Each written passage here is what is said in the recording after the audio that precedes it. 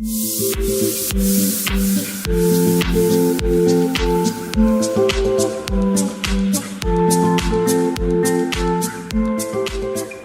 the biggest blow was that we had to shut down our flagship Indigo after 20 years of operations. That was, of course, the biggest low so far in 20 years, forget the last year. The high, we made a very successful foray into the value dining segment and QSR with Indigo Burger Project. I believe in calibrated growth. We had a very major exponential growth over the last 1.5 years, but now I want to slow down. The market dynamics are changing and we need to understand where the market is moving before we invest more capital into the business. Without a doubt, casual dining. It's just the way the culture of this country is changing. See, earlier eating out for a family was an occasion. You dressed up to go out and it was like, next Sunday we are going out for a dinner. Now you eat every day. Eating out is more a matter of convenience and need. Today there are people who are living single, they work 12 hours a day, they need some food.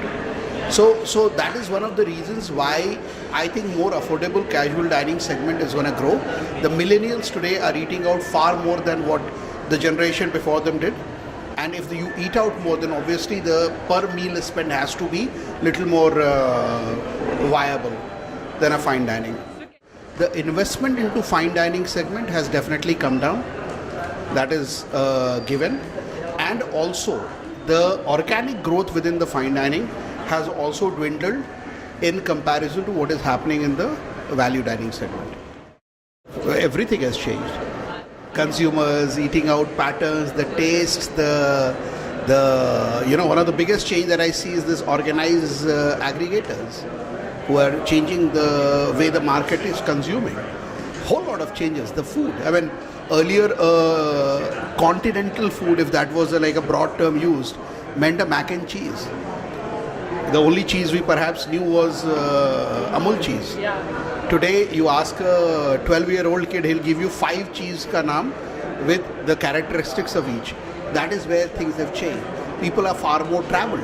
If they are traveled, they are exposed to far more newer things than they expected.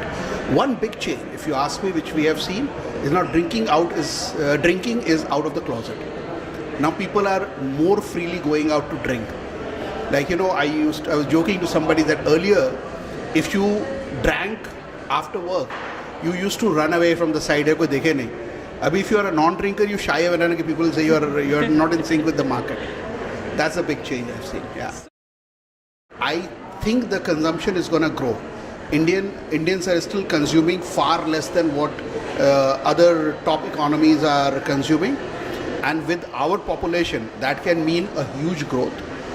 But I have a feeling that next 4 or 5 years will see a far bigger growth in value dining segment than a premium dining segment.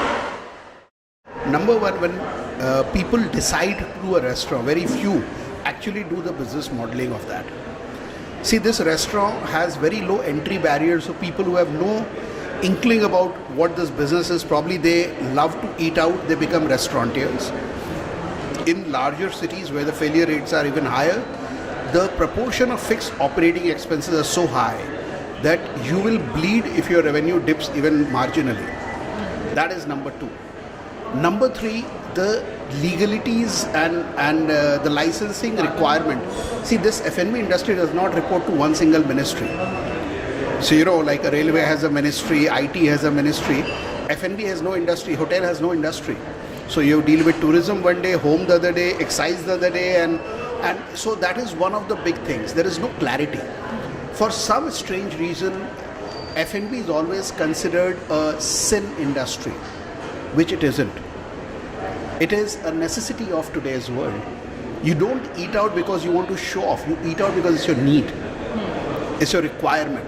So I think these are the factors that actually are creating lots of failures. And secondly, people don't realize one thing, that no restaurant becomes number 1 or profitable from day 1. Hard to believe in today's world. So you require lots of working capital, and that's where you would have put your last penny in creating this beautiful restaurant without realizing you may require a lot more money to keep it running till it starts throwing money back at you. So failures are on account of, And then the mistakes people make is, if the business is not making money, they don't look at enhancing revenue, they look at cutting cost.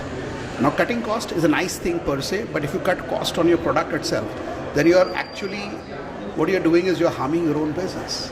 If the product is not good, that's a basic hygiene. Why will somebody survive? And how will somebody survive?